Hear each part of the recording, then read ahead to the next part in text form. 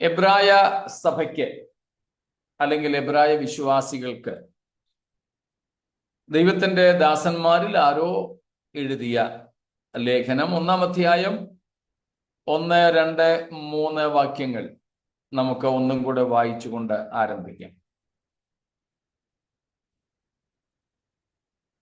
ദൈവം പണ്ട് ഭാഗം ഭാഗമായിട്ടും വിവിധമായിട്ടും പ്രവാചകന്മാർ മുഖാന്തരം പിതാക്കന്മാരോട് അരുളി ചെയ്തിട്ട് ഈ അന്ത്യകാലത്ത് പുത്രൻ മുഖാന്തരം നമ്മോട് അരുളി ചെയ്തിരിക്കുന്നു. അവനെ താൻ സകലത്തിനും അവകാശിയാക്കി വെച്ചു. അവൻ മുഖാന്തരം ലോകത്തെയും ഉണ്ടാക്കി.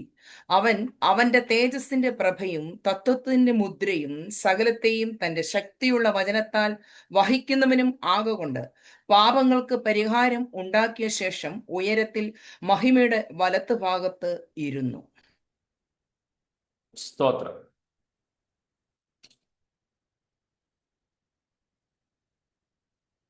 ഒരിക്കൽ കൂടെ നിത്യനായ ദൈവത്തെ ഞാൻ സ്തുതിക്കുകയും വാഴ്ത്തുകയും ചെയ്യുന്നു.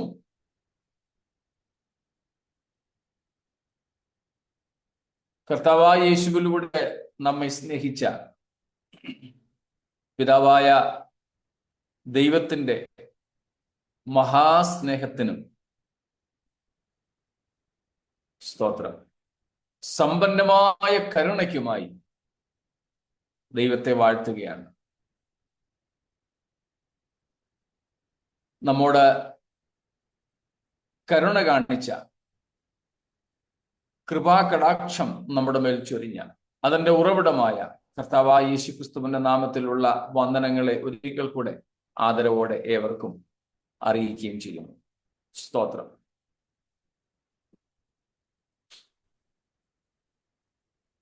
ദൈവത്തിന്റെ കൃപയുടെ ഉറവിടം, അതിന്റെ സ്രോതസ് കർത്താവായ യേശുക്രിസ്തുവാണ്. നമുക്ക് സമാധാനം നൽകുന്നത്, സമാധാനത്തിന്റെ ഉറവിടമായി പൗലോസ് തന്റെ ലേഖനങ്ങളിലൊക്കെയും പരിചയപ്പെടുത്തുന്നത് ദൈവമാണ്, പിതാവിനെയാണ്. പിതാവായ ദൈവത്തിന്റെ സമാധാനം, കർത്താവായ യേശുക്രിസ്തുവിന്റെ കൃപ എന്ന നിലയിലാണ് പൗലോസ് തന്റെ ലേഖനങ്ങളിൽ നമ്മോട് സംസാരിച്ചിട്ടുള്ളത്. കൃപയുടെ ഉറവിടമായ ക്രിസ്തു എന്ന് ഞാൻ ഓർപ്പിച്ചതിന് അതാണ് കാരണം.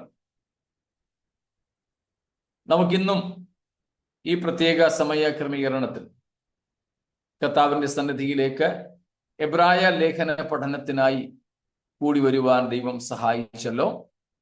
നാം എബ്രായർക്കുള്ള ലേഖനത്തിന്റെ ആദ്യ അധ്യായത്തിൽ ആദ്യത്തെ 3 വാക്യങ്ങളിൽ നിന്നുകൊണ്ട് നമ്മുടെ കർത്താവായ യേശുക്രിസ്തുവിന്റെ നിസ്തുലതയെക്കുറിച്ച്, കർത്താവായ യേശുക്രിസ്തുവിന്റെ ശ്രേഷ്ഠതയെക്കുറിച്ച് പഠിച്ചുകൊണ്ടിരിക്കുകയാണല്ലോ. 13 കാര്യങ്ങളാണ് നമ്മൾ കുറിച്ചു വച്ചിരിക്കുന്നത്. അതിൽ ആദ്യത്തെ 2 എണ്ണം നമ്മൾ ഇന്നലെയും അതിനു മുൻപുള്ള ദിവസങ്ങളിലുമായിട്ട് കണ്ടു. 1, കർത്താവായ യേശു പഴയ നിയമ പ്രവാചകന്മാരെക്കാൾ ശ്രേഷ്ഠൻ. ദൈവിക വെളിപ്പാട് മനുകുലത്തിലേക്ക് പകർന്നതുമായി ബന്ധപ്പെട്ടാണ് ആ ശ്രേഷ്ഠത വെളിപ്പെട്ടിരിക്കുന്നത്. 2ാമതായി നാം കണ്ടു, യേശുക്രിസ്തു ദൈവത്തിന്റെ അന്തിമവും പരമവുമായ വെളിപ്പാടാണ്. സ്തോത്രം. കാരണം ദൈവം പണ്ട് ഭാഗം ഭാഗമായി ദൈവത്തെ പ്രവാചകന്മാരിലൂടെ പിതാക്കന്മാർക്ക് വെളിപ്പെടുത്തി കൊടുത്തു. എന്നാൽ ഈ അന്ത്യകാലത്ത് പുത്രനായ ക്രിസ്തുയേശുവിലൂടെ ദൈവം നമ്മോട് അരുളി ചെയ്തിരിക്കുന്നു. സ്തോത്രം. അവിടെ അരുളി ചെയ്തിരിക്കുന്നു എന്നുള്ളതിന്റെ അർത്ഥം പ്രധാനമായും തന്നെ തന്നെ വെളിപ്പെടുത്തി എന്നുള്ളതാണ്. സ്തോത്രം. അരുളപ്പാട്, ഒറാക്കിൾ, സ്പീച്ച്, God spoke. സ്തോത്രം. ദൈവം സംസാരിച്ചു, അരുളി ചെയ്തു. സ്തോത്രം. ദൈവം അരുളി ചെയ്തു എന്ന് പറയുമ്പോൾ ദൈവത്തിന്റെ പരമാധികാരത്തെയും ഉത്കൃഷ്ടതയെയും നമുക്കവിടെ കാണാനായിട്ട് സാധിക്കും. നമുക്കറിയാമല്ലോ, ഒരാള് മരിക്കുന്നു. പൊതുവെ ജീവജന്തുക്കൾ അവയുടെ ജീവൻ പോയാൽ നമ്മൾ പറയുന്നത് ചത്തു എന്നാണ്. ചിലരൊക്കെ മരിച്ചെന്നൊക്കെ പറയാറുണ്ട്. പട്ടി മരിച്ചു എന്നൊക്കെ പറയുന്നവരുണ്ട്. എന്നാലും പൊതുവെ ചത്തു. എന്നാൽ മനുഷ്യനെ സംബന്ധിച്ച് നല്ല ഭാഷയിൽ ചത്തെന്ന് പറയാറില്ല, പൊതുവെ മരിച്ചു എന്നാ പറയും. മരിച്ചു. ചിലരെ സംബന്ധിച്ച് പറയും അന്തരിച്ചു, നിര്യാതരായി. പിന്നെയും മുകളിലോട്ട് പോയാൽ ക്രൈസ്തവ മെത്രാന്മാരെയൊക്കെ ആണെങ്കിൽ കാലം ചെയ്തു. മറ്റു ചിലരെ നാടു നീങ്ങി. ഇങ്ങനെ ഓരോരുത്തരുടെ പദവിക്കനുസരിച്ച് ഈ ഒരേ സംഭവമാണെങ്കിലും പദങ്ങൾക്ക് വ്യത്യാസം വരും. ഇതുപോലെ തന്നെയാണ് ഈ സംസാരിക്കുന്നതിനും. പറയുക, അരുളി ചെയ്യുക, കൽപ്പിക്കുക, ആജ്ഞ നൽകുക, പ്രസ്താവിക്കുക എന്നൊക്കെയുള്ള പല പദപ്രയോഗങ്ങളുണ്ട്. ഇവിടെ ദൈവത്തിന്റെ സംസാരത്തിന് പൊതുവെ പറയുന്നത് ഓറാക്കിൾസ്, അരുളപ്പാടുകൾ എന്നാണ്. ആ അരുളപ്പാട് ഒരു സാധാരണക്കാരൻ സംസാരിക്കുന്നതിന് വേണ്ടി ഉപയോഗിക്കാറില്ല. സ്തോത്രം. രാജപദവികളിൽ ഇരിക്കുന്നവർക്കായിട്ടാണ് ആ പദം ഉപയോഗിക്കുക. സ്തോത്രം. ദൈവം അരുളി ചെയ്തു എന്ന് പറയുമ്പോൾ അതിൽ തന്നെ ദൈവത്തിന്റെ ദൈവത്വം, ദൈവത്തിന്റെ ശ്രേഷ്ഠത വെളിപ്പെടുന്നുണ്ട്. സ്തോത്രം. സാധാരണക്കാരനല്ല ദൈവം. സൃഷ്ടികളിൽ ഉൾപ്പെടുന്നവനല്ല സ്രഷ്ടാവായ ദൈവം എന്ന് നമുക്ക് മനസ്സിലാക്കാം. സ്തോത്രം. ദൈവത്തെ തിരുവെഴുത്ത് പരിചയപ്പെടുത്തുന്നത് പരിശുദ്ധൻ എന്ന നിലയിലാണല്ലോ. പരിശുദ്ധൻ. അപ്പൊ പരിശുദ്ധൻ എന്നതിന്റെ അർത്ഥവും നമുക്കറിയാം. സ്തോത്രം. ഡിഫറെന്റ്. ദൈവം പരിശുദ്ധൻ എന്ന നിലയിൽ സൃഷ്ടിയിൽ നിന്ന് വ്യത്യസ്തനാണ്. മനുഷ്യരിൽ നിന്ന്, ദൂതന്മാരിൽ നിന്ന് ഒക്കെ വ്യത്യസ്തനായവൻ. One who is different from all of his creation. സ്തോത്രം. അതാണ് നാം കാണുന്നത്. ദൈവം അരുളി ചെയ്തു. സ്തോത്രം. ദൈവം അരുളി ചെയ്തു. ദൈവത്തിന്റെ അരുളപ്പാട്, പല പദപ്രയോഗങ്ങളുണ്ട് അതിന് വേണ്ടിയിട്ട് മൂലഭാഷയിൽ തന്നെ. ദൈവത്തിന്റെ വചനത്തിന് പറയപ്പെടുന്ന അർത്ഥങ്ങളൊക്കെ നമുക്കറിയാം. സ്തോത്രം. അപ്പോൾ ദൈവം തന്നെ തന്നെ വെളിപ്പെടുത്തിയത് അധികവും അരുളപ്പാടുകളിലൂടെയാണ്. സ്തോത്രം. ദൈവത്തിന്റെ ആകാരം, ദൈവത്തിന്റെ ഷേപ്പ് കണ്ടല്ല ദൈവത്തെ മനുഷ്യർ മനസ്സിലാക്കിയത്.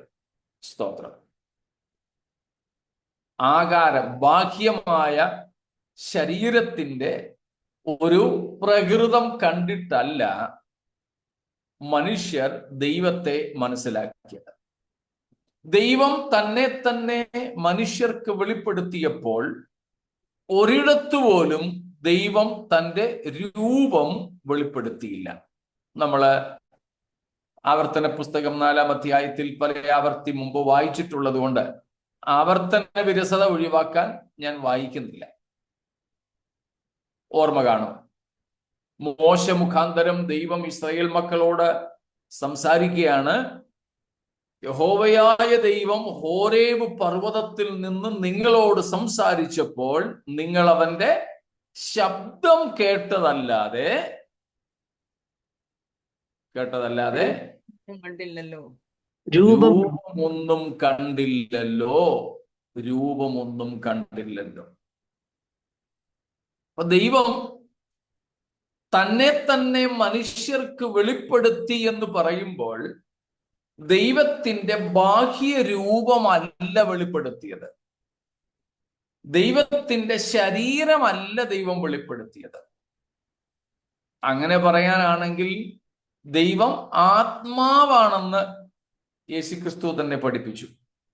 അതുകൊണ്ട് ആത്മാവായ ദൈവത്തിന് ഒരു സ്ഥൂലമായ, അക്ഷരീയമായ, ഭൗതികമായ ശരീരം ഇല്ല. സ്തോത്രം. അതുകൊണ്ട് അങ്ങനെ ഒരു രൂപത്തിലല്ല ദൈവം മനുഷ്യനെ തന്നെ വെളിപ്പെടുത്തിയത്. സ്തോത്രം. അങ്ങനത്തെ ഒരു ബാഹ്യ രൂപം കൊണ്ടല്ല. സ്തോത്രം. പിന്നെ എങ്ങനെയാ ദൈവം തന്നെ വെളിപ്പെടുത്തിയത്, ഏത് വിഷയത്തിലാണെന്ന് നമുക്ക് റോമർ 1:20-21 വാക്യങ്ങളിൽ നിന്ന് തന്നെ മനസ്സിലാക്കാം. പല ആവർത്തി ഈ ക്ലാസ്സിലും നമ്മൾ വായിച്ചതാണ്. സ്തോത്രം. എങ്ങനെയാ? പിന്നെ അല്ലെങ്കിൽ ഷെയ്പ്പ് അല്ല, ആകൃതിയല്ല, ഒരു ബാഹ്യ പ്രകൃതമല്ല, ശരീരമല്ല ദൈവം മനുഷ്യർക്ക് വെളിപ്പെടുത്തി കൊടുത്തത്. പിന്നെന്താ ദൈവം വെളിപ്പെടുത്തിയത് മനുഷ്യന്? ദൈവത്തിന്റെ പ്രവർത്തികൾ, ദൈവത്തിന്റെ നിത്യശക്തികൾ. അവിടെ റോമർ 1:20-21 നമ്മൾ വായിക്കുന്നുണ്ട്. ദൈവത്തിന്റെ രണ്ട് കാര്യങ്ങളല്ലേ? എറ്റേണൽ പവർ, നിത്യശക്തി, eternal power and divine nature. തന്റെ ദിവ്യത്വം എന്നവിടെ പറഞ്ഞിരിക്കുന്നത് ദൈവീക സ്വഭാവം, തന്റെ ദൈവത്വം. ഈ രണ്ടിലും എന്തു വരുന്നില്ല?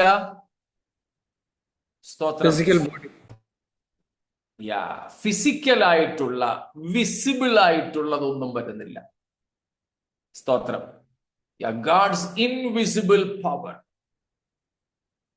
തന്റെ നിത്യമായ അദൃശ്യമായ ശക്തി. സ്തോത്രം. അപ്പൊ ഇവിടങ്ങളിൽ എങ്ങും ശാരീരികമോ ഭൗതികമോ ആയ കാര്യങ്ങൾ വരുന്നില്ല. പക്ഷേ മനുഷ്യന് മനസ്സിലാക്കാൻ കഴിയുന്ന, ദൈവത്തെ തിരിച്ചറിയാൻ കഴിയുന്ന തരത്തിലുള്ള ദൈവീക വിഷയങ്ങളെ ദൈവം വെളിപ്പെടുത്തിയിട്ടുണ്ട്. ദൈവം ദൈവമാണെന്ന് മനസ്സിലാക്കാൻ, ദൈവം പരമോന്നതനാണെന്ന്, സർവാധിപത്യമുള്ളവനാണെന്ന്,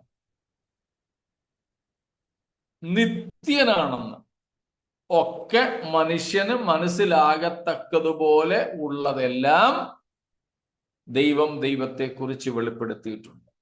അത് പ്രോഗ്രസീവായി വളർന്ന് പരമമായി യേശുക്രിസ്തുവിലാണ് വെളിപ്പെടുത്തി തന്നത്. സ്തോത്രം. അതുകൊണ്ട് നമ്മൾ കണ്ടു, ദൈവം ദൈവം ദൈവം എന്ന് ധാരാളം പ്രാവശ്യം പുതിയ നിയമത്തിൽ കാണാൻ സാധിക്കും, പ്രത്യേകിച്ച് ഈ എബ്രായർക്കുള്ള ലേഖനത്തിൽ. സ്തോത്രം. ഏതാണ്ട് 71 തവണ എന്ന് നമ്മൾ പഠിച്ചു. സ്തോത്രം. Some 71 times God is mentioned in these Hebrews. അതായത് in every 73 words, one word will be God. 73 വാക്കുകളിൽ ഒരു വാക്ക് ദൈവം എന്ന കണക്കെ എബ്രായ ലേഖനത്തിൽ ദൈവത്തെക്കുറിച്ച് പറഞ്ഞിരിക്കുന്നു. സ്തോത്രം. അപ്പോൾ ദൈവം തന്നെ വെളിപ്പെടുത്തി. ദൈവം തന്നെ വെളിപ്പെടുത്തിയത് സ്തോത്രം ബാഹ്യരൂപങ്ങളിലൂടെയല്ല എന്ന് നമ്മൾ ഇപ്പോൾ മനസ്സിലാക്കി. അവിടെയാണ് ദൈവം അരുളി ചെയ്തു എന്ന് പറയുമ്പോൾ അതിൻ്റെ അർത്ഥം നിങ്ങൾക്ക് ഓർമ്മ കാണും. ലോഗോസ് അല്ലെങ്കിൽ വചനം എന്നതിൻ്റെ അർത്ഥം നമ്മൾ നേരത്തെ പഠിച്ചത് വിൽ, നേച്ചർ,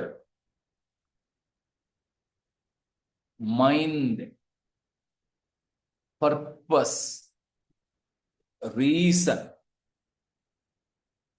അപ്പോൾ വചനം എന്ന് പറഞ്ഞാൽ യുക്തി, ഇച്ഛ, ആലോചന എന്നിങ്ങനെയൊക്കെയുള്ള കാര്യങ്ങളാണെന്ന് നമ്മൾ പഠിച്ചിട്ടുണ്ട്. അങ്ങനെയാകുമ്പം സ്തോത്രം ദൈവത്തിൻ്റെ വചനം, ദൈവത്തിൻ്റെ ഇഷ്ടം, ദൈവത്തിൻ്റെ വചനം, ദ കൗൺസിൽ ഓഫ് ഗാഡ്, ദൈവത്തിൻ്റെ ആലോചന, ദ റീസൺ ഓഫ് ഗാഡ്, അത് ദൈവത്തിൻ്റെ യുക്തി, ദ മൈൻഡ് ഓഫ് ഗാഡ്, ദൈവത്തിൻ്റെ മനസ്സ്. ഇങ്ങനെ ദൈവം തൻ്റെ ഇഷ്ടങ്ങളെ, തൻ്റെ പ്രകൃതങ്ങളെ മുഴുവനും മനുഷ്യർക്ക് വെളിവാക്കി തന്നു. അതിൻ്റെ പാരമ്യമായിരുന്നു നമ്മുടെ കർത്താവായ യേശു ക്രിസ്തുവിൻ്റെ ജഡധാരണം. ഇത്രയും കാര്യങ്ങളാണ് നമ്മൾ നോക്കിയിരുന്നത്. ഇത്രയും കാര്യങ്ങളിൽ എന്തെങ്കിലും ചോദ്യങ്ങളുണ്ടോ?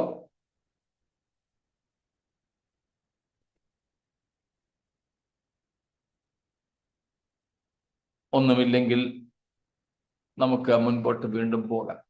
സ്തോത്രം. ദൈവത്തെക്കുറിച്ച് ക്രിസ്തു തന്നെ ഏറ്റവും പരമമായി അന്തിമമായും വെളിപ്പെടുത്തി. സ്തോത്രം. അതിൽ തെറ്റിദ്ധാരണകൾ ഉണ്ടാകുന്ന കാര്യങ്ങളും നമ്മൾ ഇന്നലെ കണ്ടു. ആ ഭാഗങ്ങളിലേക്ക് ഇനിയും പോകുന്നില്ല. തിരികെ നമുക്ക് ആദ്യത്തെ വാക്യങ്ങളിലേക്ക് വരാം.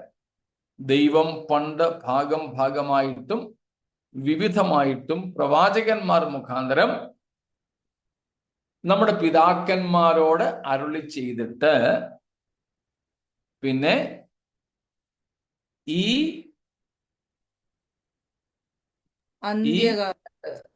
അന്ത്യകാലത്ത്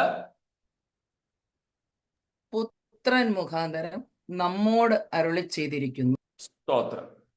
അവിടെ നമ്മൾ കാണുന്ന യേശുക്രിസ്തുവിന്റെ മൂന്നാമത്തെ നിസ്തുലതയാണ് യേശു ദൈവത്തിൻ്റെ പുത്രൻ. ഇവിടെ നമുക്ക് അധികം നിൽക്കേണ്ടതില്ല. ത്രിയേകത്വത്തെ പറ്റി പഠിച്ചപ്പോൾ ദൈവപുത്രൻ എന്നതിൻ്റെ അർത്ഥം നമ്മൾ മനസ്സിലാക്കിയിരുന്നു. എന്തല്ല എന്നും എന്താണ് എന്നും. യേശു ദൈവത്തിൻ്റെ പുത്രനാണ്. സ്തോത്രം. പുത്രത്വത്തിലും യേശു അതിശ്രേഷ്ഠൻ. സ്തോത്രം. അതിശ്രേഷ്ഠൻ. പുത്രത്വത്തിൽ നമ്മൾ നേരത്തെ കണ്ടതാണ്, നമ്മളും ദൈവത്തിൻ്റെ പുത്രിപുത്രന്മാരാണ്. എന്നാൽ നമ്മുടെ പുത്രത്വവും യേശുക്രിസ്തുവിന്റെ പുത്രത്വവും തമ്മിലുള്ള വ്യത്യാസം ഓർമ്മ കാണുമല്ലോ. നാം ദത്തെടുപ്പിലൂടെ പുത്രന്മാരായി. ക്രിസ്തു യേശു ദൈവത്തിന്റെ പുത്രനായിരുന്നു. അപ്പൊ നമ്മൾ ദത്തെടുപ്പിലൂടെ എന്ന ഒരു പദം പറഞ്ഞപ്പോൾ യേശു ക്രിസ്തുവിനും പറ്റിയ അത്തരം ഒരു പദം ഉണ്ടല്ലോ. ബിഗോട്ട്. Yes, very good.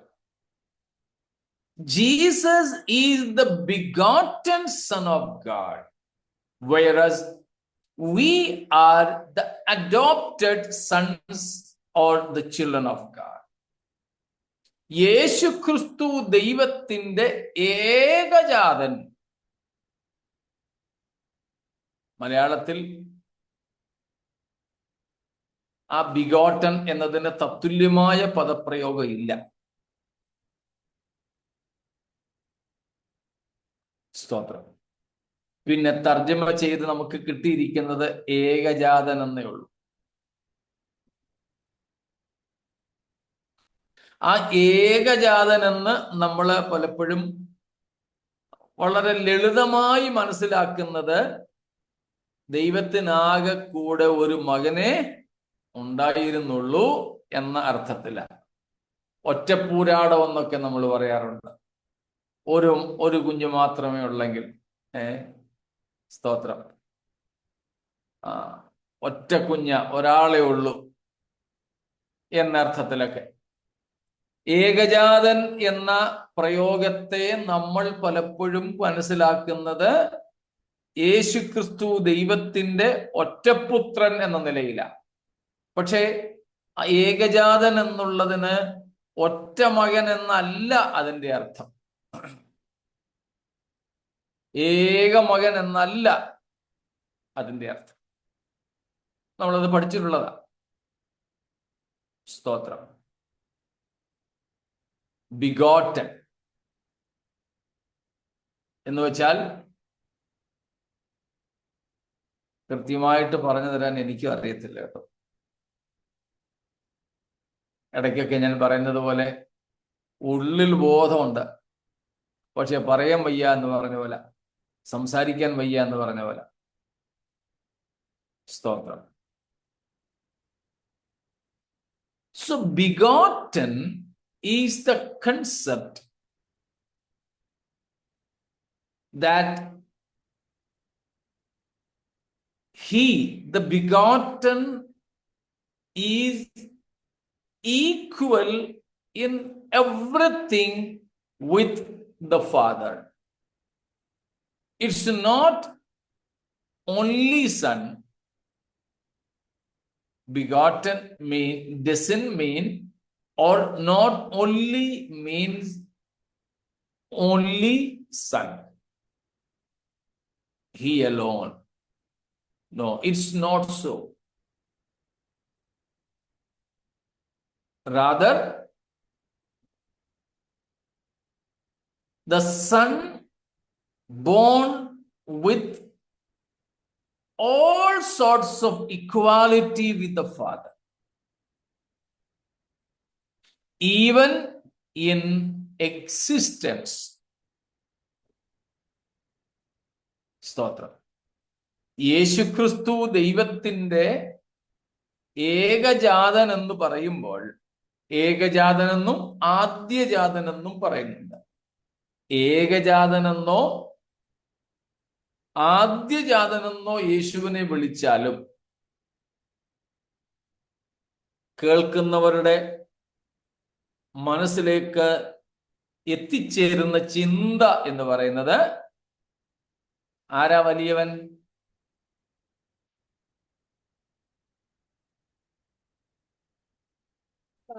സാധാരണ മനസ്സോടെ പറഞ്ഞ വലിയ പിതാവ്. പിതാവ്. ആരാ മൂത്തത്?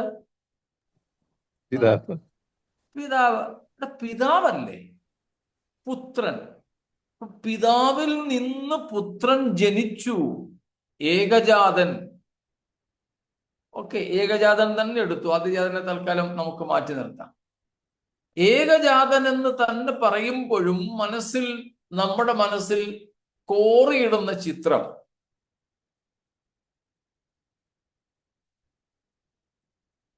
സ്തോത്രം, ആ പിതാവിൽ നിന്ന് ഒരു പ്രത്യേക സമയത്ത് ജനിച്ചു. അങ്ങനെ വരുമ്പോൾ ഈ പുത്രനും പിതാവും അസ്തിത്വത്തിൽ, എക്സിസ്റ്റൻസിൽ തത്തുല്യരാകുമോ?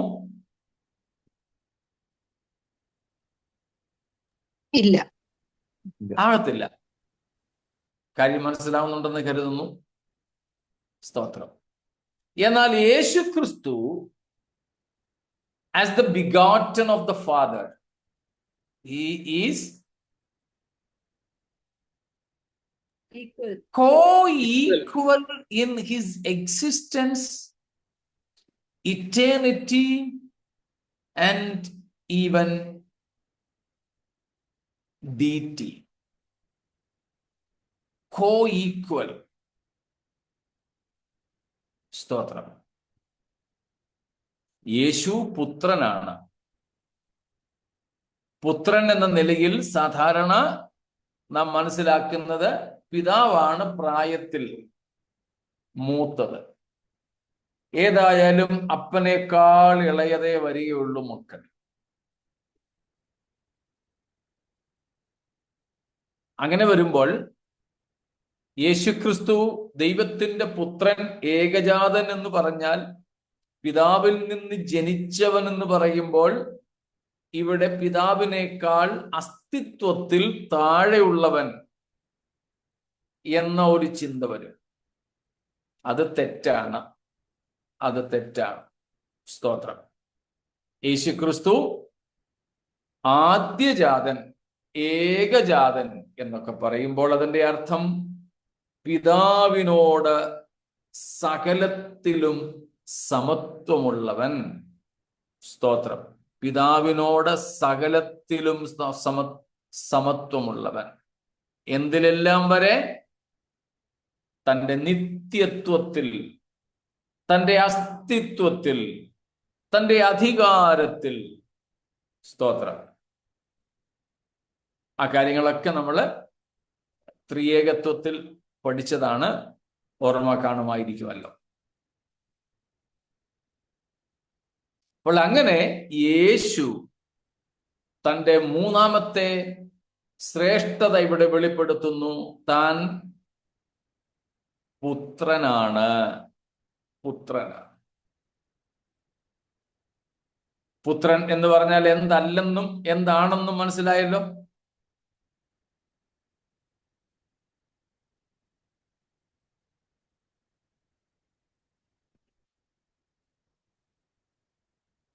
മറുപടി ഒന്നുമില്ല. ഓക്കെ. സ്തോത്രം. അപ്പോൾ യേശു ദൈവത്തിന്റെ പുത്രൻ.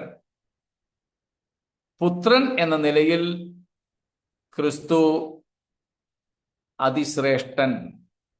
ക്രിസ്തുവിന്റെ ശ്രേഷ്ഠതയുടെ മൂന്നാമത്തെ കാര്യമാണ് ക്രിസ്തു ദൈവത്തിന്റെ പുത്രൻ. നാം ഏവരും വിശ്വസിക്കേണ്ടതായ ഒരു ഘടകമാണത്. നിത്യജീവൻ പ്രാപിക്കേണ്ടതിന് നാം ഇത് വിശ്വസിച്ചേ പറ്റൂ. നിത്യജീവൻ പ്രാപിക്കേണ്ടതിന് നാം വിശ്വസിക്കേണ്ടതാണ്. സ്തോത്രം. യേശു ആരാണെന്ന്? ജീവനുള്ള ദൈവത്തിന്റെ പുത്രൻ ആണെന്ന്. സ്തോത്രം. ജീവനുള്ള ദൈവത്തിന്റെ പുത്രനാണ് യേശു എന്ന് നാം വിശ്വസിക്കണം. സ്തോത്രം. ഇപ്പൊ ദൈവപുത്രൻ എന്ന് പറഞ്ഞാൽ എന്തല്ല, എന്താണെന്ന് വ്യക്തമായി എന്ന് കരുതുന്നു. ചോദ്യങ്ങളൊന്നും ഇല്ലെന്നാണ് നിങ്ങൾ മൗനത്തോടുകൂടെ അറിയിച്ചത്. എങ്കിലും വിശദീകരണം വേണ്ട ഏതെങ്കിലും ഭാഗമുണ്ടോ?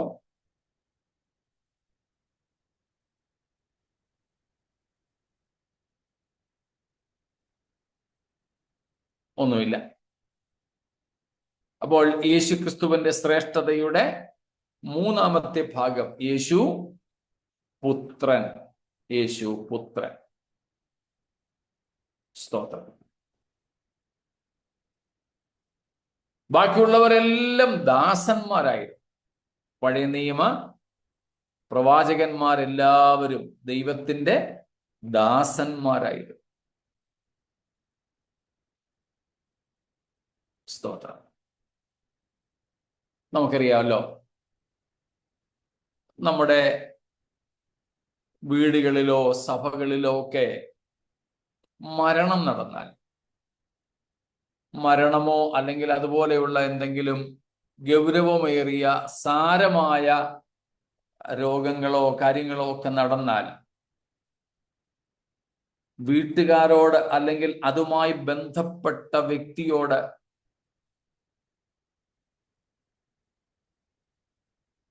ആരെങ്കിലും ചാടിക്കേറി പറയുമോ? ഇല്ല. സ്തോത്രം. ഓരോ കാര്യത്തിന്റെ ഗൗരവം അനുസരിച്ച് ആ ഓരോ കാര്യങ്ങൾ വെളിപ്പെടുത്തുന്നത് കൂടുതൽ കൂടുതൽ മാന്യന്മാരായ വ്യക്തികളാണ്.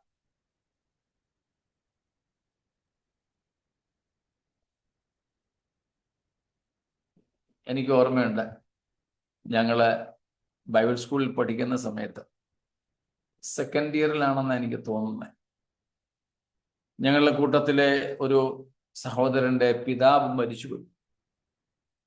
അന്ന് ഫോൺ സന്ദേശമൊന്നും, ഫോണുകളൊന്നും ഇന്നത്തെ പോലെ ഉപയോഗത്തിലില്ല.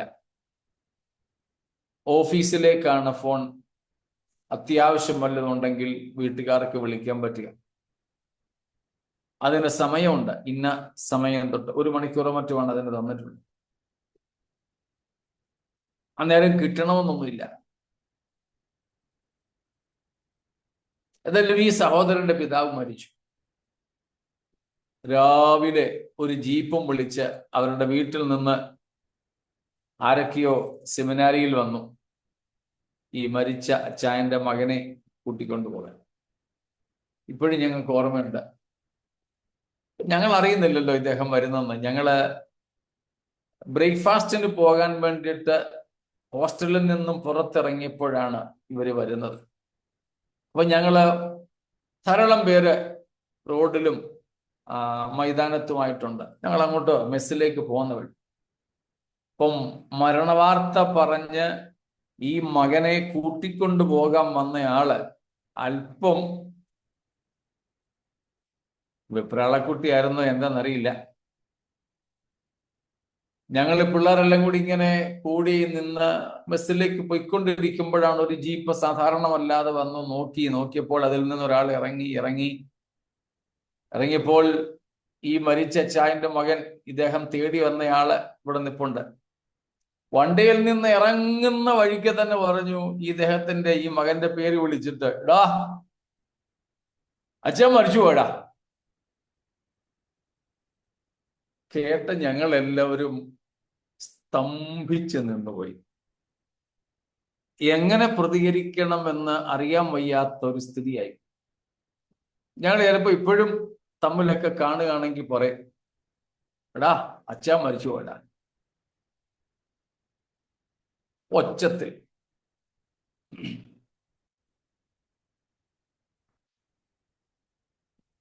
അപ്പം ഓരോ കാര്യത്തിന്റെ ഗൗരവം അനുസരിച്ച് അത് അവതരിപ്പിക്കുന്ന രീതിയുണ്ട്.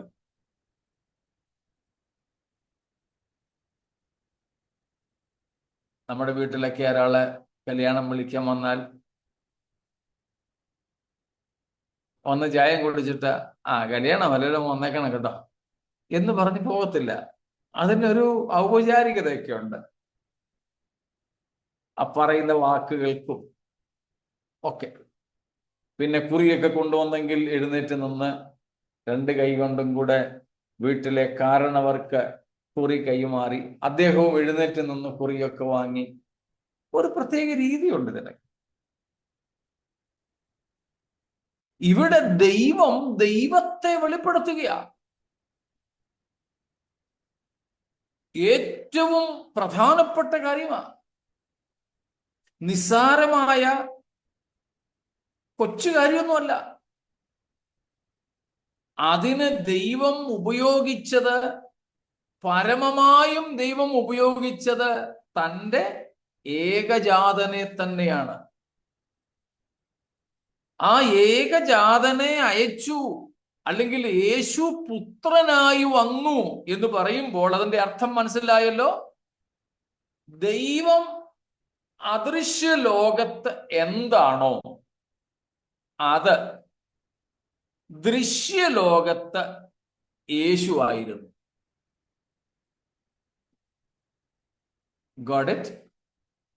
What God is or was in the invisible realm, Jesus was the same in the visible realm. സ്തോത്രം. മനസ്സിലാക്കാൻ പ്രയാസമാണോ? സ്തോത്രം.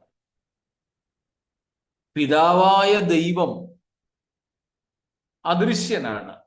അതുകൊണ്ട് ദൈവം ആത്മലോകത്താണ്.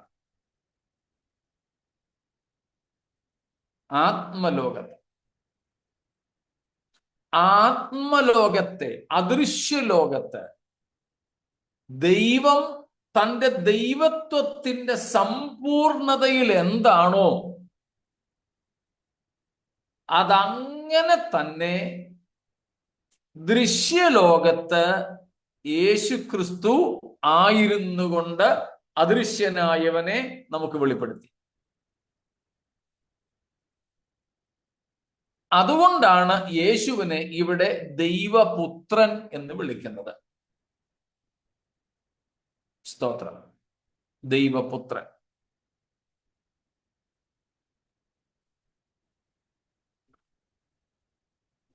മറ്റു പലരും കരുതുന്നത് യേശു എപ്പോൾ മുതലാണ് ദൈവപുത്രൻ എന്ന.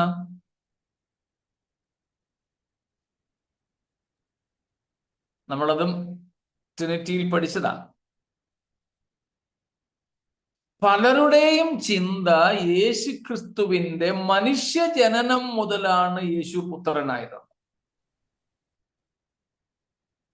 അപ്പോൾ ഈ പിതാവും പുത്രനും എന്ന ബന്ധം ഏതാണ്ട് 2000 വർഷത്തെ പഴക്കമേ ഉള്ളൂ എന്ന് പലരും തെറ്റായി ധരിച്ചു വെച്ചിട്ടുണ്ട്. ദൈവം പിതാവ് എന്ന് അറിയാൻ അല്ലെങ്കിൽ ആയിത്തീർന്നത് യേശു ഭൂമിയിൽ പിറന്ന ശേഷമാണെന്ന് കരുതുന്നവർ ധാരാളം നമ്മുടെ ഇടയിലുണ്ട്. അല്ല കേട്ടോ, അല്ല. പിതാവ് എന്നു മുതലേ പിതാവാണ്.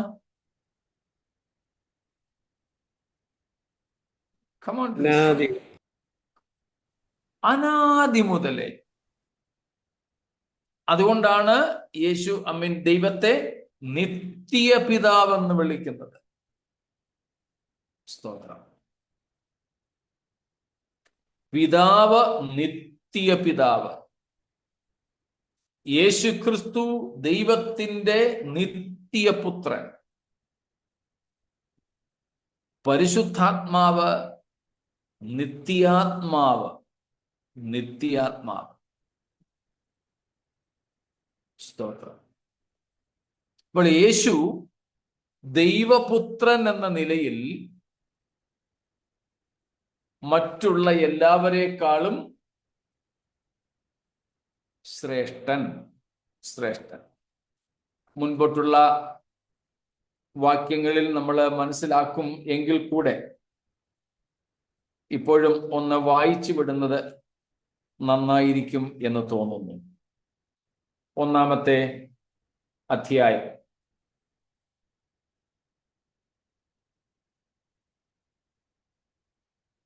8-ാമത്തെ വാക്യം. പുത്രൻ, ദൈവമേ, നിന്റെ സിംഹാസനം എന്നും എന്നേക്കുമുള്ളത്.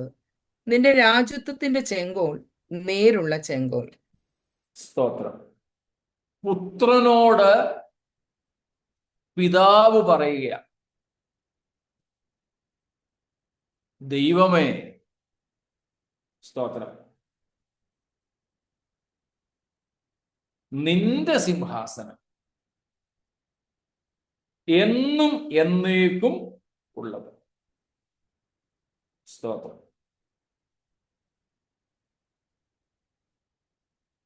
അതിന്റെ 5-ാമത്തെ വാക്യം.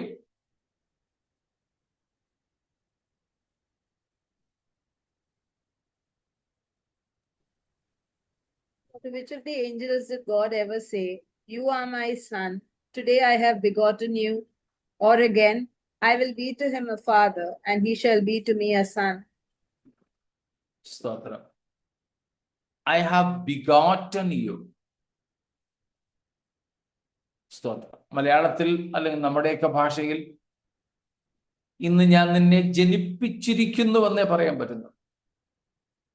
തത്തുല്യമായ മറ്റൊരു അർത്ഥഗർഭം ഉൾക്കൊള്ളുന്ന പദത്തെ എനിക്ക് അറിഞ്ഞുകൂടാ. അങ്ങനെ വല്ലതും ഉണ്ടെങ്കിൽ പരിചയപ്പെടുത്തിയാൽ നന്നായിരിക്കും.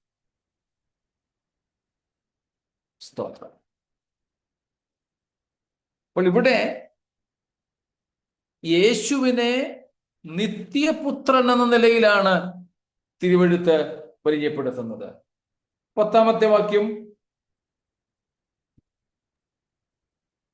And you, Lord, laid the foundation of the earth in the beginning, and the heavens are the work of your hands.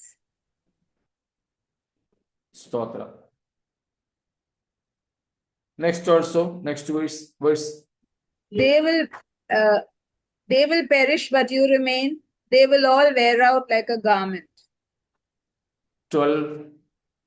Like a robe, you will roll them up. Like a garment, they will be changed. But you are the same, and your years will have no end. Praise God. ഇവിടെ എല്ലാം നാം എന്താ കാണുന്നത്? യേശു ക്രിസ്തുവിന്റെ നിത്യത്വം. അപ്പോൾ യേശു ദൈവപുത്രൻ എന്ന് പറയുമ്പോൾ യേശു ക്രിസ്തുവിന്റെ കന്യകാജനനം മുതലാണ് യേശു ദൈവപുത്രനായതെന്നും പിതാവായതെന്നും ആരും തെറ്റിദ്ധരിക്കരുത്. സ്തോത്രം.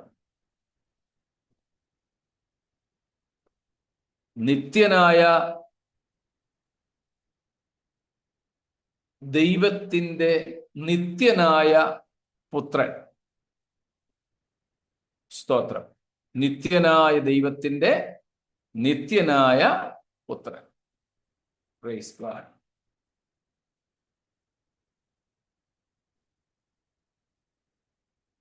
Yeah, today I have become your father. സ്തോത്രം. ഇത് എപ്പോൾ പറയുന്ന കാര്യമാ?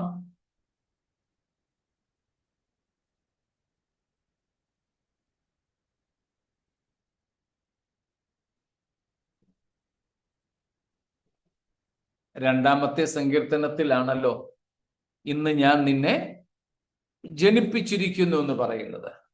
It is in Psalms number 2. God the Father speaks to the Son. Today I have begotten you. Otherwise, today I have become your father. When was this conversation?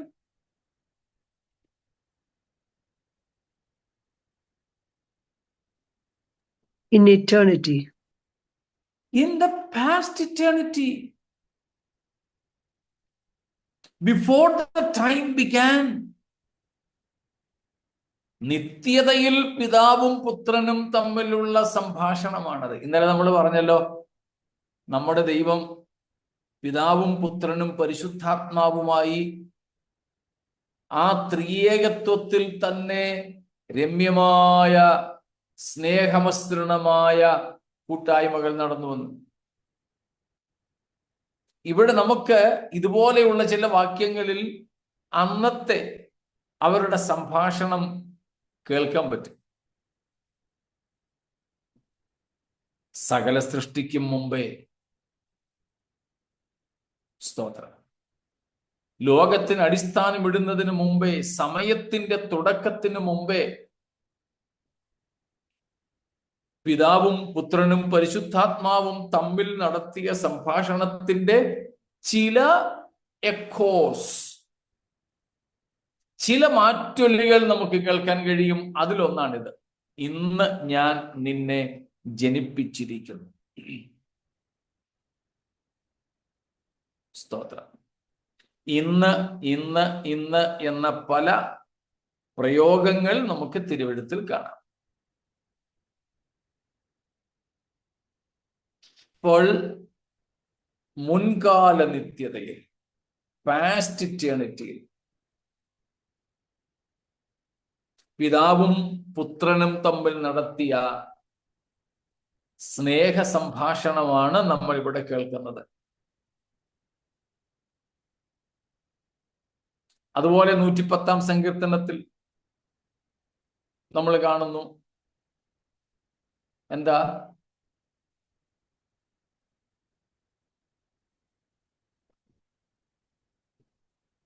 യഹോവ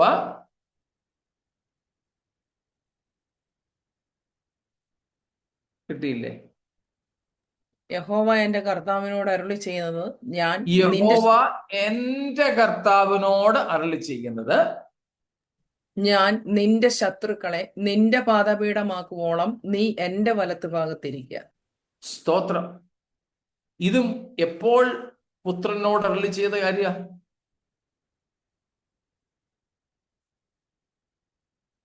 അതുപോലെ നാം സങ്കീർത്തനത്തിൽ വീണ്ടും കാണുന്ന കാര്യമാണ് ഇവിടെ നമ്മൾ 10, 11, 12 വാക്യങ്ങൾ ഇപ്പോൾ വായിച്ചത്. സ്തോത്രം. നീ പൂർവകാലത്ത് ഭൂമിക്ക് അടിസ്ഥാനമിട്ടു, ഭൂമിയും ആകാശവും ഒക്കെ നിന്റെ കൈകളുടെ പ്രവൃത്തിയാണ്, അവയെല്ലാം മാറിപ്പോകും, ഒഴിഞ്ഞു പോകും. സ്തോത്രം. 102 സങ്കീർത്തനം. എന്തോ 102 സങ്കീർത്തനം വായിച്ചു, എടുത്തെങ്കിൽ വായിച്ചു.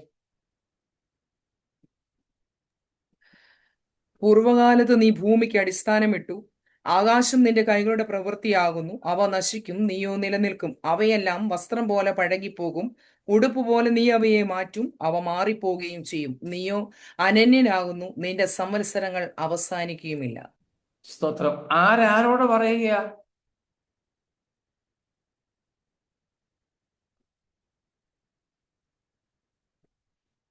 ആരോട് പറയുന്നതാ ഇത്?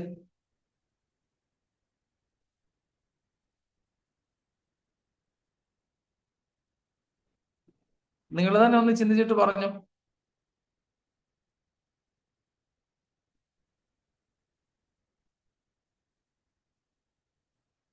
തെറ്റിയാലും കുഴപ്പമില്ല. എന്തോ ദൈവം പുത്രനോട് പറഞ്ഞു. Father to Son. Father God to the Son. പിതാവായ ദൈവം പുത്രനോട് പറയുകയാ. സ്തോത്രം. നമുക്കിതെല്ലാം എഴുതി കിട്ടിയത്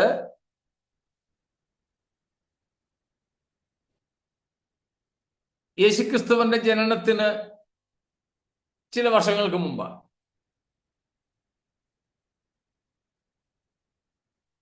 വേദപുസ്തകത്തിന്റെ തുടക്കം യേശുക്രിസ്തുവിന്റെ ജനനത്തിന് ഏകദേശം 1500 വർഷം മുമ്പാണ്. ദാവീദ് എഴുതിയതാണെങ്കിൽ യേശുവിന്റെ ജനനത്തിന് ഏകദേശം 1000 അല്ലെങ്കിൽ 900 വർഷങ്ങൾക്ക് മുമ്പാണ്. അപ്പൊ നമുക്ക് ഇത് എഴുതി കിട്ടിയത് ഇത്ര വർഷമേ ആയുള്ളെങ്കിലും പരിശുദ്ധാത്മാവ് ഇത് അവർക്ക് വെളിപ്പെടുത്തി കൊടുത്തത് എപ്പോഴത്തെ സംഭാഷണമായിട്ടാണ്? കഴിഞ്ഞകാല നിത്യതയിലെ സംഭാഷണം. ഇവിടെയെല്ലാം നാം കാണുന്നത് യേശുക്രിസ്തു ദൈവത്തിന്റെ നിത്യപുത്രൻ, അതാണ് ഏകജാതൻ, begotten son. There is only one begotten son God is having. It is absolutely true. There is only one and only, okay? One and only begotten son. ദൈവത്തിന് ആ ഏകജാതനായിട്ട് ഒരുത്തൻ മാത്രമേ ഉള്ളൂ. നമുക്കാർക്കും ഏകജാതന്മാരാകാൻ കഴിയില്ല. സാരാംശത്തിൽ ദൈവത്തോട് തത്തുല്യരാകാൻ നമുക്ക് കഴിയില്ല. We cannot become one with God in essence, but only Christ is one with the Father even in essence. അതാണ് നമ്മൾ താഴോട്ട് ഇനി പഠിക്കാനുള്ളത്. സ്തോത്രം. Praise God. മനസ്സിലാവുന്നുണ്ടല്ലോ? നമുക്കെല്ലാം ദൈവത്തിന്റെ ദത്തുപുത്രന്മാരാകാം. ഇന്നും നമ്മൾ അങ്ങനെ ആയിരിക്കുന്നു. നമുക്കാർക്കും ദൈവത്തിന്റെ ഏകജാതന്മാരാകാൻ പറ്റില്ല. സ്തോത്രം. കാരണം നമ്മൾ ഈ ജഡശരീരമുള്ളവരാണ്. സ്തോത്രം. നമുക്കെല്ലാവർക്കും ഒരു തുടക്കമുണ്ട്. എന്നാൽ യേശു അങ്ങനെയല്ല. യേശു മാത്രം ദൈവത്തിന്റെ ഏകജാതൻ. ഇത്രയും കാര്യങ്ങൾ വ്യക്തമാണോ? അതുപോലെ പാസ്റ്ററെ, നമ്മൾ ഈ ഭൂമിയിലെ പിതാപുത്ര ബന്ധത്തെ പറ്റി ആ ചിന്ത ഉള്ളതുകൊണ്ടാ നമുക്ക് ആ മറ്റേതിന്റെ സീരിയസ്നെസ് അറിയാത്തത്. ആക്ച്വലി മലയാളം ട്രാൻസ്ലേഷനെക്കാട്ടിൽ നല്ല ഒറിജിനൽ ഗ്രീക്ക് ട്രാൻസ്ലേഷൻ ഇങ്ങനെ തന്നെയാണോ? മീൻസ് മൂലഭാഷ. അതെ അതെ. നമ്മൾ ഈ പിതാപുത്ര ബന്ധം നമ്മൾ ഈ ഭൂമിയിലെ വെച്ച് നമ്മുടെ ചിന്ത വരുമ്പോഴാണ് നമുക്ക് അതിന്റെ ആ വില അറിയാത്തത്. അതെ, തീർച്ചയായിട്ടും. അതുകൊണ്ടാണ് ഭൂമിയിലെ ഈ ഒരു ബന്ധത്തിന്റെ അടിസ്ഥാനത്തിൽ മാത്രം നാം അതിനെ കാണുന്നത് കൊണ്ടാണ് നമുക്ക് അങ്ങനെ ഒരു വലിപ്പച്ചെറുപ്പം, ഒരു ഡിസ്ക്രിമിനേഷൻ തോന്നുന്നത്. തീർച്ചയായിട്ടും അത് ശരിയാണ്. പിതാവ് ഒത്തിരി പ്രായത്തിൽ മൂത്തയാളും അധികാരത്തിലെ എല്ലാറ്റിലും മുതിർന്നയാളും മക്കൾ അല്ലെങ്കിൽ മകൻ അതിൻ്റെ കീഴെ ഉള്ളയാളും ആ ഒരു സബോർഡിനേഷനും എല്ലാം വരുന്നത് ഈ ഒരു അണ്ടർസ്റ്റാൻഡിങ്ങിലാണ്. എന്നാൽ അങ്ങനെയല്ല ഇത്. പക്ഷെ നമുക്ക് മാനുഷികമായിട്ട് അത്രേ പറയാനായിട്ട് പറ്റൂ എന്ന ഒരു പരിമിതി അതിനകത്തിലുണ്ട്.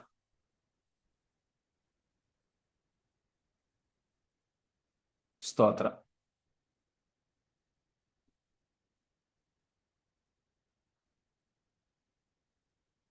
അതെ, യോഹന്നാന്റെ സുവിശേഷത്തിൽ പല ഭാഗങ്ങളിലും ഞാനും പിതാവും ഒന്നാകുന്നു 10-ാം അധ്യായത്തിലുണ്ട്, 14-ാം അധ്യായത്തിലുണ്ട് പറയുന്നു, എന്നെ കണ്ടവൻ പിതാവിനെ കണ്ടിരിക്കുന്നു, ഞാനും പിതാവും ഒന്നാകുന്നു. സ്തോത്രം.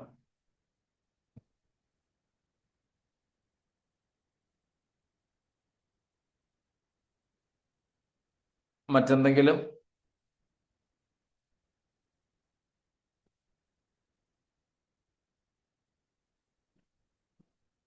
സ്തോത്രം.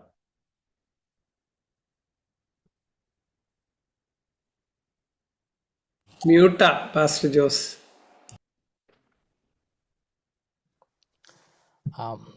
നീ എൻ്റെ വലത്തുഭാഗത്തിരിക്കുക എന്ന് പുത്രനോട് അരുളി ചെയ്യുമ്പോൾ തുല്യതയിൽ എല്ലാവരും തുല്യരാണ്. കർത്താവ് ഒമ്നി പ്രസൻറ്റുമാണ്. ഒമ്നി പ്രസൻ്റായിരിക്കുന്ന പിതാവിൻ്റെ വലത്തുഭാഗത്ത് എങ്ങനെ പുത്രനായ ഒമ്നി പ്രസൻ്റായിട്ടുള്ള പുത്രന് അങ്ങനെ ലിമിറ്റ് ചെയ്യാനൊക്കും? നിത്യതയിൽ സൃഷ്ടിക്ക് മുന്നമേ തന്നെ അങ്ങനെ ദൈവം ഒരു ലിമിറ്റേഷൻ വെച്ചിരുന്നു? ഇല്ല. ലിമിറ്റേഷൻ സൃഷ്ടിക്ക് മുമ്പുമില്ല, സൃഷ്ടിക്ക് പിൻപുമില്ല. ഇപ്പം ജോയ്കുട്ടിച്ചാൻ പറഞ്ഞതുപോലെ ഉള്ള പരിമിതികൾ മാനുഷിക ഭാഷയ്ക്കകത്തുണ്ട്. അതുകൊണ്ട് നമ്മൾ നേരത്തെ ചിന്തിച്ചിട്ടുണ്ട് വേദപുസ്തകം എഴുതപ്പെട്ട ഭാഷയെക്കുറിച്ച്. പണ്ട് നമ്മുടെ കൂടെ ഉണ്ടായിരുന്നവർക്ക് ഓർമ്മ കാണും, ആന്ത്രോപോമോർഫിക്കൽ ലാംഗ്വേജ് എന്ന ഒരു ലാംഗ്വേജ് ആണ് ബൈബിൾ എഴുതാൻ ഉപയോഗിച്ചിരിക്കുന്നത്. ആന്ത്രോപോമോർഫിക്കൽ ലാംഗ്വേജ്. ആന്ത്രോപോസ്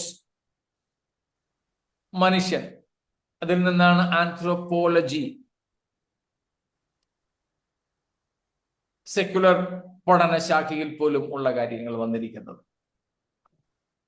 ഈ ആന്ത്രോപോമോർഫിക്കൽ ലാംഗ്വേജ് എന്ന് പറഞ്ഞാൽ മനുഷ്യന് മനസ്സിലാകുന്ന ഭാഷയെന്നേ ഉള്ളൂ.